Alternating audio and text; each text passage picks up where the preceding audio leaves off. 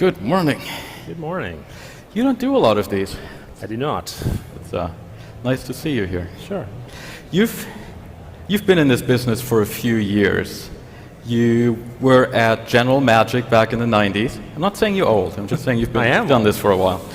You were at General Magic in the 90s. You did a speech recognition startup, Tell Me, Netscape, a couple of other companies. But the one red thread I see is that everything you're doing is about humanizing technology in some way. Is that true? Yeah, I think that's a reasonable observation. I think computers are incredibly powerful, but they're also pretty dumb. And I think that we need to work hard to make them, fulfill the potential that they have. And so that means teaching them to be smarter. Where does that interest come from? Why does that fascinate you so much? Well, I'm a big fan of some of the ideas of Doug Engelbart, which led to a lot of the modern computing systems that we have today. And the basic idea is that technology should augment the human intellect, not replace it. It should be a powerful tool to help us think better. And I think that's really the journey we're on. Now, a couple of years ago, maybe 2 years ago, in an interview, you said computers are like 4-year-olds. 4-year-old child. Technology moves really fast. Is that computer still 4 years old today? I think I was over-optimistic. All right. I think a 4-year-old child can do lots of things that a computer cannot do. What I think we're seeing with the rise of machine learning and artificial intelligence is that computers are becoming superhuman at very, very narrow tasks, like image recognition, speech recognition in noisy environments. So in some sense, they're surpassing a 4-year-old child, but they're not nearly as general purpose as a small child's learning abilities. So it's 3-year-olds now? It's an unfortunate comparison, which I'm being held to. Sorry about that. You said that. It wasn't my fault. It wasn't my fault. Google is at the forefront of a lot of what's happening in AI, I think. At what point did Google decide that machine learning and AI was the way to go forward? Well, I just think we saw on a daily basis machine learning becoming really important to many of the things that we've been using machine learning for a very long time, almost since the company was formed. But over the last 4 or 5 years, we've seen an acceleration in the impact of machine learning's abilities. All kinds of machine learning, but specifically deep learning and deep neural networks, have had a transformative effect, I think, on our industry. And there's not a significant task or benchmark that we're interested in that hasn't improved because of machine learning. And so that's really been the impetus to go all in on this and, as Sundar says, become an AI-first company. It lets us build products which are just much better for users and just work better because they're learning from examples rather than being coded with heuristics. Sure. What does it mean for Google, though, to be an AI-first company specifically? It means primarily that we want to build products which have features that users find amazing but require advanced computer science. So good examples of this would be the Google Assistant, which is a product that couldn't have existed a few years ago without advances in language understanding, dialogue, and speech recognition.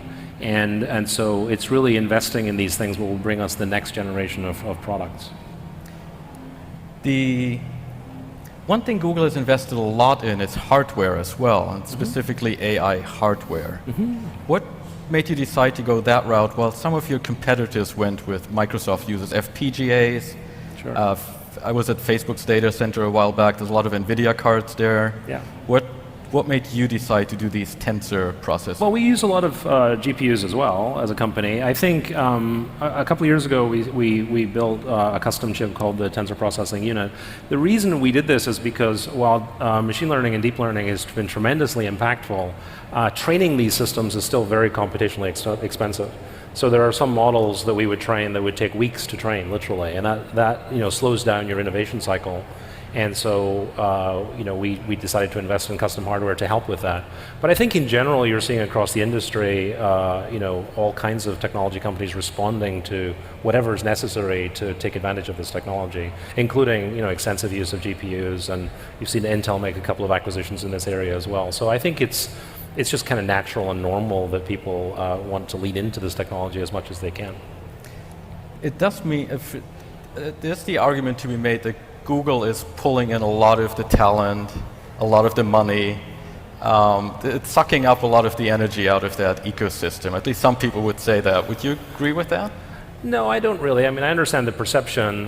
We have a big investment in machine learning and AI, and a lot of great people work at Google. But there's way more smart people working on machine learning outside of any one tech company than there is at one tech company. We were talking backstage about the NIPS conference, which I think is sold out again this year. There are thousands and thousands of researchers who go to this kind of conference every year, and only a small number of them work for any given tech company. Can startups compete with you, though? Yeah, that's a great question. So I think that for this startup community, this is a super exciting time. All of the research and all of the technology and most of the software that's used to do this at all of the large tech companies is all open source.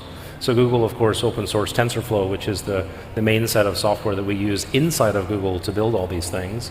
And other companies have done the same thing. So I think if you're a startup, you basically have access to the latest cutting edge techniques. It's all published research. And so what's been interesting for me is to see startups just popping up in all kinds of different places using the latest machine learning technology for all kinds of different things. And that's super exciting to see.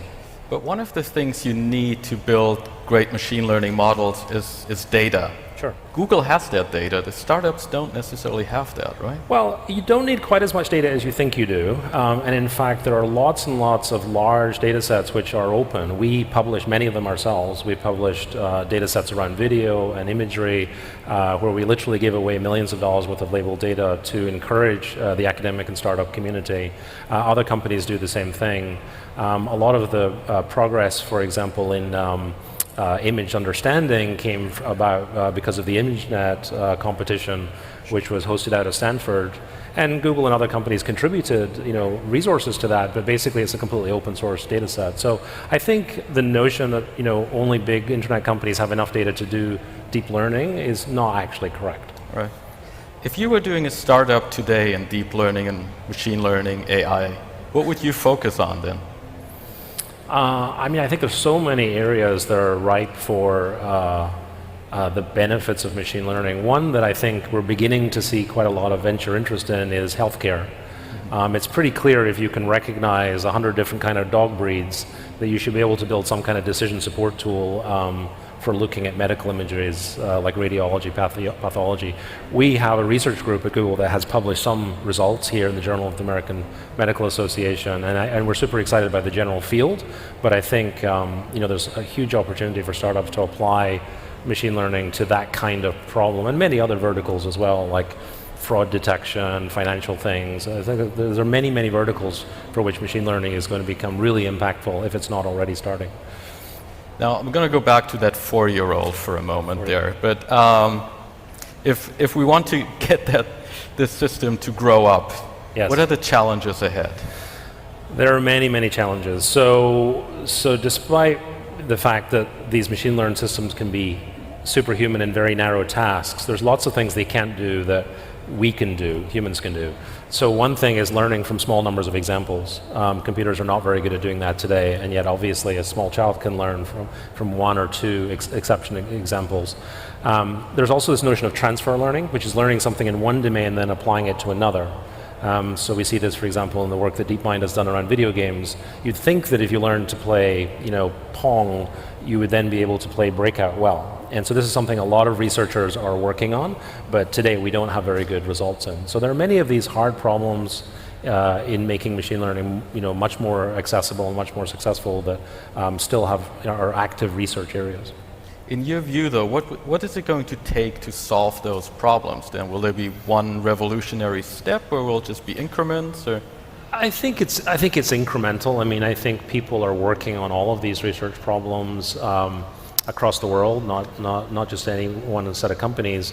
I think there's a very active academic research community around machine learning. It's sort of economics working as intended. Because the results are so successful, people are pouring resources into the field, and people are being attracted to the field. So students are increasingly taking machine learning graduate courses. So it's sort of working as intended. I think the next breakthroughs will come from wherever they come from, but I don't think I think it is a a series of small incremental steps that is improving all the time. Every year, I mean, the number of published papers in this field is just growing exponentially, and the results, once people see results that are successful, they reproduce them very quickly in fields like language translation or speech recognition.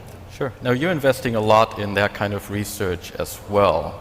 How does that transfer work inside of Google from the research side to the product side? Yeah, so I lead a lot of our research teams at Google. The way we tend to work is that people work on a particular topic that they're interested in, like say speech recognition or handwriting recognition or video understanding, and then they look to apply that across products across the rest of Google. So we have a very close relationship between researchers and product teams at Google, which means that a research breakthrough can end up in a product in a small number of months. And so that kind of grounds the research, but also gives the researchers a way to have impact of the company. What's the most exciting thing to come out of that research group? What are they doing you haven't talked about yet? Well, there's lots of things that we're doing. I think one of the most exciting research areas for me is in language understanding. I think that's kind of the holy grail for applied artificial intelligence. I mean, we are surrounded by documents and websites and news articles, literally hundreds of thousands, published every minute. And the question is how to make sense of all this data. And today, computers can't read in the sense of read and understand and summarize a document. And so I think progress in that area is one that I'm really excited about. Sure. You mentioned applied artificial intelligence. Well, also, a lot of the discussion is about the advent of a general AI. Yes. How far away are we from that? So I think there's just a huge amount of unwarranted hype around AI right now. I think that there's a bunch of people who are unreasonably concerned about the imminent arrival of artificial general intelligence, as some people call it. I just see no evidence that we're on the cusp of this. I think that machine learning and artificial intelligence is extremely important and will revolutionize many vertical industries. And I'm very excited by the progress we're making. But it's very practical and applied progress. And I think that what we're doing is building tools like, say, the Google search engine that make you more productive. This leap into somebody is going to produce a superhuman intelligence and then there's going to be all these ethical issues, I think is just unwarranted and borderline irresponsible, because people who don't understand the technology get very concerned rather than focusing on the positive effects. So you're not worried about the AI apocalypse? I am definitely not worried about the AI apocalypse. I think that... Can you understand that some people are, though? Of course I understand. I talk to many people about this topic. I think that, like any technology, like biotechnology or gene editing with CRISPR, powerful technologies have unintended consequences and can be used for good and evil. So I think the ethical questions are real, and we work with many groups around the world who are studying this, and I think it's perfectly reasonable to discuss this. But what I object to is the leap that this is inevitable and that it's scary. I think it's not inevitable. I think there are many, many hard problems to solve, and I think that if we had better machine intelligences, they need not be scary. They could augment us, right? But wouldn't now be the time to worry about it before it's too late? Yes, and I think there are lots of groups, some of whom we fund at Berkeley and Oxford and other places, who are actually studying the ethics of machine intelligence, and I think that's entirely appropriate. And we're engaged in many of those conversations, including with the Partnership for AI. I just object to the sort of the hype and the sort of sound bites that some people have been making. Sure. Fair enough. Can we talk about the ethics for a moment, though, without the hype? But sure. What kind of ethics are you mostly worried about? What it doesn't keep you up at night, but what do you think about when it comes to ethics? So we have been spending a lot of time at Google and with other researchers looking at this question of ML fairness. So if you're building learned systems that are learning from data, if your data is biased, then you'll build biased learned systems, and that's really bad and a big ethical concern.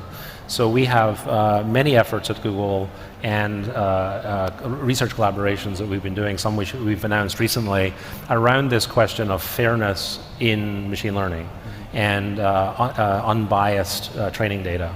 I think is a super important subject, and we have a lot of people at Google who are working on it and are very interested in it. We've released some tools so that you can analyze data sets and look for inherent bias. So I think that's one big area which is very important. The other area is around explainability. There's an objection to machine learning systems that you build a black box and then this black box does something, and how do you know what it's doing?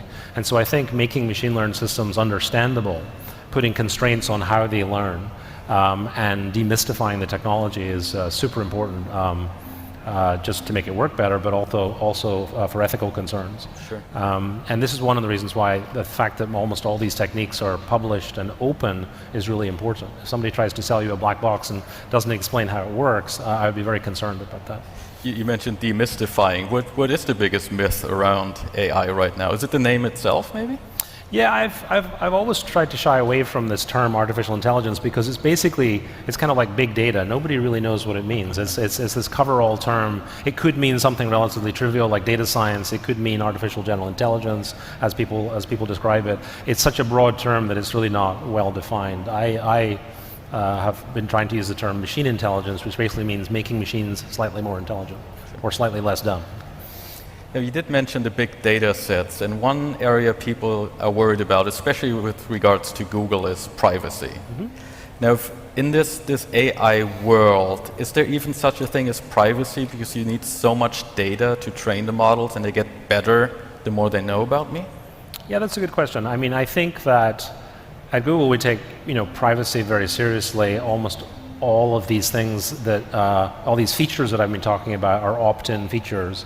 I think the fundamental question is, does the user receive value in return for participating in any given product feature?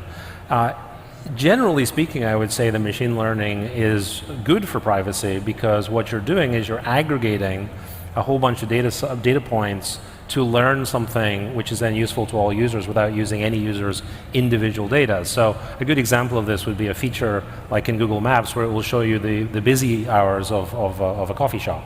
So obviously, in order to compute when a coffee shop is busy, we need people to opt in and be willing to donate their location information. But no one person's location information is being surfaced in that product, right? It's the aggregation which was machine learned. So I think there's a lot of opportunities in using machine learning to actually enhance privacy while still getting products to become smarter.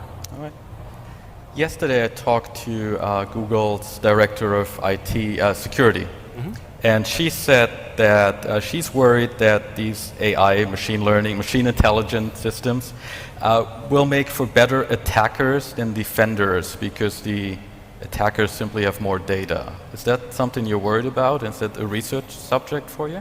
I mean, I think that all advanced technologies are a two-edged sword, and I can absolutely see security attackers and defenders both using sophisticated machine learning. I didn't hear her remarks yesterday, so I'm not sure what the asymmetry is that she's proposing, but I think that there's lots of evidence that people are using machine learning today to shore up defenses on the defensive side, in doing risk assessment, finding malware, finding software that should be doing something it shouldn't be doing. So I think there's lots of opportunities on the positive side. But yes, I'm pretty sure that bad actors will attempt to use this technology as well. Sure. Now, looking ahead a little bit, thinking about Google's own products, what should we expect from Google we've talked a lot about the far future, but in the near future, what should we expect to come out of Google?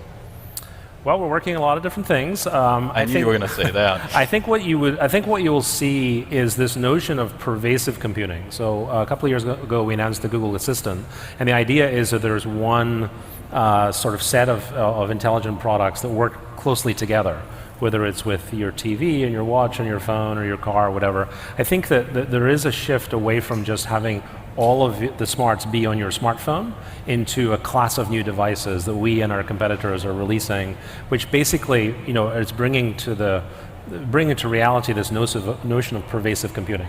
And so a product like Google Home is a good example of this, where you can check the weather and you can add something to your to-do list, then maybe later look at it on your phone or your laptop. So I think this notion of pervasive computing, which is personalized to you, is the theme for many of our product releases for the next few years. Sure. One of the most exciting products you showed at Google I/O was Google Lens. It's been a while, and we haven't heard much about that. Are you still working on that? Yes, we're working on Google Lens. I mean, I think Google Lens is an